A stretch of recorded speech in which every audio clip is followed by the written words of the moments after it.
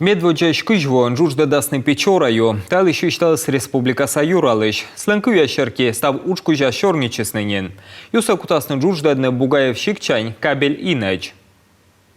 Много лет из-за обмеления реки возникают трудности в движении судов. Идут на завоз, зимний завоз в НАО, и топлива, и товаров, и также из НАО. Когда двигаются суда, то, в общем, из-за обмеления грузы приходится перевозить по единственной дороге. Это автомобильная дорога республиканского значения. Проходит она в Усть-Илимском муниципалитете. Ну и просто эта грунтовая дорога, она, естественно, не выдерживает нагрузки, особенно если вот были годы, когда было много дождей. По сути, эта дорога превращалась в непроездную дорогу для больших грузов. Использовались трактора, которые вытаскивали эти машины. И, конечно, дорога приходит в непригодное состояние. Колем вуща декабрин ташерки юалам лептисны федерация советен, дюкужа катер ясловетлинце вылтынин шокыд.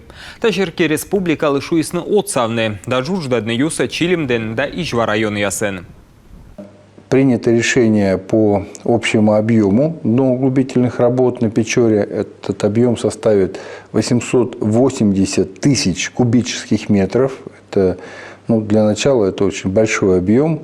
Ну и кроме того, еще по проекту распоряжения Росморречфлота на этот же год, на 2023 год, запланированы работы по увеличению гарантированной глубины судового хода на участке реки Печора от села Усть-Уса до города Нарьян-Мар. Это тоже очень тонкое или узкое место на реке Печора, где также за счет обмеления тоже суда и баржи не могли проходить. Это позволит продлить, во-первых, период навигации, особенно тогда, когда идет падение уровня воды в реке Печора. Думаю, что благодаря... Качтыштам бураш Печора ты нюжала ненеч кышчань комия вакужа туис, а сычка табырын Грузия спожасновладлены мыча дьястег.